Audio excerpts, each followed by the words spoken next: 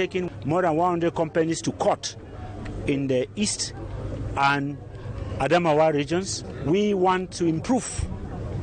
What you see in Dubai and what you see in Cameroon is a simple fact that what is declared is not the correct amount. It's not more a problem for the Ministry of Mines, it's a problem for the nation. As revealed by the minister, the companies affected were operating without valid mining permit. Authorities have ordered all illegal operators to immediately cease activities and dismantled their installations as part of a nationwide effort to combat illicit extraction, reduce gold smuggling, and safeguard state revenue. The government has also outlined conditions for companies seeking to resume operations. Mining companies will now be required to meet minimum production thresholds, declaring at least 5 kilograms of gold per month for every 5 production units in operation. The Minister of Mines, Professor Fukalistus Gentry, emphasized that the era of fraudulent mining activities is over. Cameroon should be able to collect close to 2 tons in national reserves every year, and we will arrive where we make mining a green field activity. Beyond the crackdown, the ministry says it is accelerating major industrial mining projects involving iron ore, bauxite, limestone and gold to boost economic growth and increase government revenue from the extractive sector. And now let's talk about the bad states of roads in the northwest region. The deplorable state of the National Road number 11 has left so many local residents stranded somehow. A journey that used to take 45 minutes now costs between 800 and 1,000 francs CFA. It has moved upwards now to 20,000 francs. Today, motorbikes are the only reliable or viable option, taking at least 5 hours to navigate through the terrain, while vehicles spend days stuck in the mud. Mala Glory tells us more. Traveling from Wombe in the Mencham division to Bamenda in the northwest region has become a nightmare.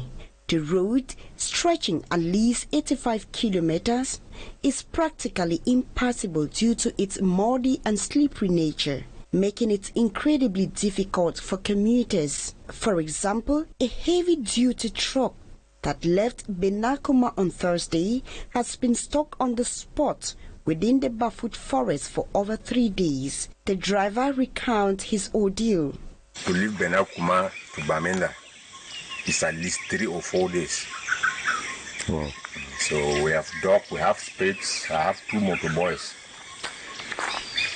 The other one has gone to go and look for food since the vehicle was spoiled.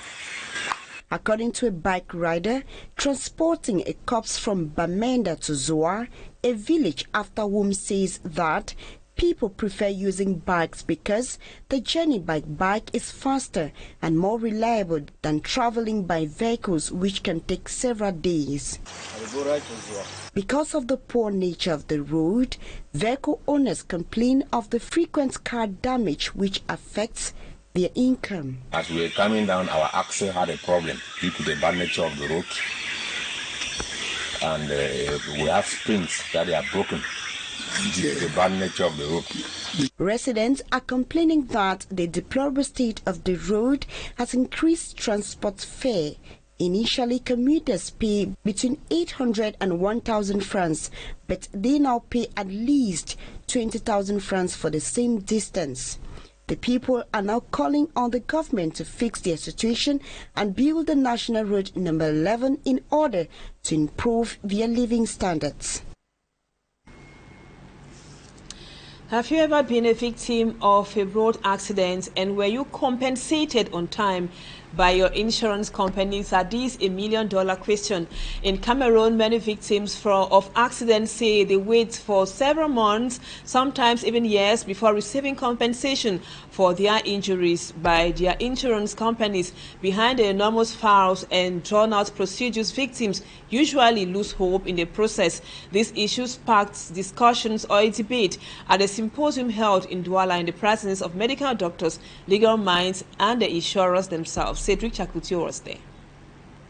After an accident or an assault, victims injured hope to obtain fair and swift compensation. Yet in Cameroon, between complex administrative procedures, judicial delays and difficulties in assessing damages, the process is very often long with obstacles. La première difficulté, c'est déjà l'obtention de ce procès verbal de constat d'accident qui donne le droit. These concerns were at the heart of a symposium organized in Douala, bringing together doctors, lawyers, insurers and victims to discuss the issue of compensation for personal injuries. Okay. The colloque was motivated by the fact that around the system of insurance, medical expertise, we've noticed that there are some errors or we still have some lacking. So we need to match all the parts that are included in the system. Assurance company, judiciary system and the medical system. So at the end we have to notice that we have to make sure that the victim has been well examined. Specialists believe that the capacity to access personal injuries has improved considerably in recent years. The difficulties, therefore, do not necessarily lie in the diagnostic stage. So we have to take everything. Some patients have psychological effects that we don't consider during the domain of the expertise. So we need to sit now to take every part from the insurance, as you say, to gather everybody to make sure that it's okay. But once the medical examination is completed, victims often encounter other obstacles. For legal minds, l'assureur qui a encaissé la prime, lorsque l'événement survient, il développe assez de dilatoire pour ne rien payer du tout. Administrative and judicial delays are one of the main obstacles to effective compensation. Alors que la loi, le code CIMA, en ce qui concerne les sinistres qui sont ressortis de son champ d'application, doivent être réglés en extrême urgence. Faced with criticism, insurance companies point out the fact that they too must contend with numerous constraints. Malheureusement, les dossiers qui sont portés, qui sont des faux dossiers, qui sont portés par des gens qui sont sur le marché. They cite in particular the difficulties related to complying files and verifying reported damages. Faire payer et des montants exorbitants pour couvrir ces risques à des personnes qui devaient recevoir les indemnités. Between the legitimate expectations of victims, medical requirements and legal constraints, compensation for personal injury remains a major challenge in Cameroon. The symposium, nevertheless opened in Douala, opened therefore the debate on the need for better coordination among the various stakeholders. In other news, stakeholders in the Ministry of Finance have been seeking ways of ensuring that non-tax revenues are paid into the state coffers and on time. The actors in the collection chain of the Southwest and the littoral regions met to discuss the way forward here in the economic capital Douala, and to overcome widespread user resistance and informal leakages, authorities are deploying strict administrative sanctions alongside electronic payment systems to secure public funds. Lord Mayeru with more. For finance experts, the situation is critical since these non-fiscal revenue were introduced into the 2026 finance law. Barely 2.2 billion francs CFA have been mobilized nationwide. Faced with a low turnout, the seminar in Douala is a crucial turning point. Of bringing revenue collectors for a seminar, for a workshop like this, is to create awareness, to disseminate information that concerns revenue collection. And the purpose of collecting revenue is to optimize the collection of revenue. That is always found in the circular for preparation of every year's budget signed by the President of the Republic. While the littoral region seeks to optimize its performance, the situation is even more complex in the neighboring Southwest region. There, revenue collection faces heavy headwinds, local setback, users' reluctance, and informal channels. To break this deadlock, authorities are ready to get tough to compel citizens to pay regularly. A strict arsenal of financial and administrative sanctions is now being tabled. Bon, Now, the challenges we have been facing is a problem of communication. Many people are not still very aware. Today we have come and we have many things have been explained, and when we go back, I think that what we'll do is put for the communique for the attention of the general population to sensitize them on what the state is about to embark on. To win the revenue table, the Ministry of Finance is not acting alone. The success of this reform relies on a vast network of stakeholders linking central services in Yaoundé directly to field agents on the ground. The major actors concerned in revenue collection or for this workshop, we have the vote holder or the authorizing officer and the accountant. Those are the two principal actors. Then you also have the finance controllers, because any revenue that you have to collect has to be visited by the finance controller. So who is the vote holder? The vote holder is the person who has the power to issue the papers that must be signed before you collect revenue. And the finance controller has to visit that before the vote holder orders sends the paper for payment to the revenue collector. Thank you, sir. The ultimate weapon against fraud and embezzlement in this system has a name: digitalization. By transitioning to electric payment, the government intends to cut down cash transactions, which are often prone to leakage. The challenge remains huge, as bringing digital tools into deeply rooted habits will surely bring technical and cultural hurdles. And now we talk sports. The long-awaited World Cup competition kicks off this evening in Mexico, and the inaugural match will be played between South Africa and Mexico. Brad, some players, fans, and other match officials have been facing serious issues having visas to give them access into the United States of America, where most of the World Cup matches or encounters will be played. And now, what are some of the exigencies and controversies?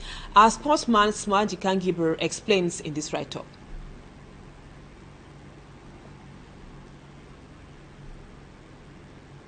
U.S. authorities required players and staff to remain outside DR Congo and be symptom-free before entry due to public health concerns over Ebola. That forced changes to travel plans, and a warm-up match against Chile was moved from Spain and played behind closed doors.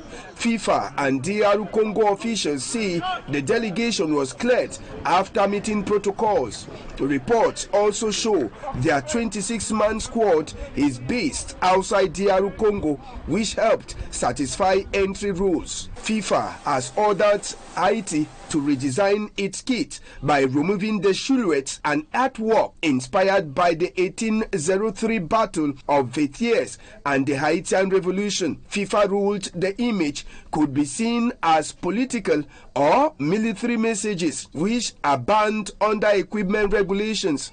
The manufacturer and Haitian Football Federation say the design celebrated history and resilience, not politics, but the image must come off before the tournament. For fans, the caution remains, and in some cases, it's stricter. Visa delays and denials are affecting supporters from several countries. Even with a match ticket, entry is not guaranteed. The U.S. launched a FIFA priority appointment scheduling system, PASS, but visa approval is still required. Some travelers, including Congolese fans, report extra vetting. The case of Somali referee Omar Abdul Kader Atan, denied entry despite a valid visa, has heightened concerns. However, FIFA and U.S. authorities have granted exemptions for players, coaches, and essential staff. Ordinary supporters are still subject to standard immigration rules. This is coming at a time when ticket prices for MAC matches are drawing criticisms. FIFA says demand has exceeded expectations, with millions sold, and vuvuzelas are out. Air horns and similar noisemakers are banned from 2026 stadiums, a decision sparking debate among supporters who call it part of football culture. As football starts this Thursday, but for many, getting to the game remains the first challenge. Thanks, Matt. Just to let our viewers know that their special program for the opening ceremony of the World Cup comes up at exactly 6:30 p.m. on Equinoxe television. That is immediately after the news in the English language. And viewers, that was what we put together for you this evening on the news in the English language. Thank you so much for always being there. Don't go away. Our programs continue. Bye-bye for now.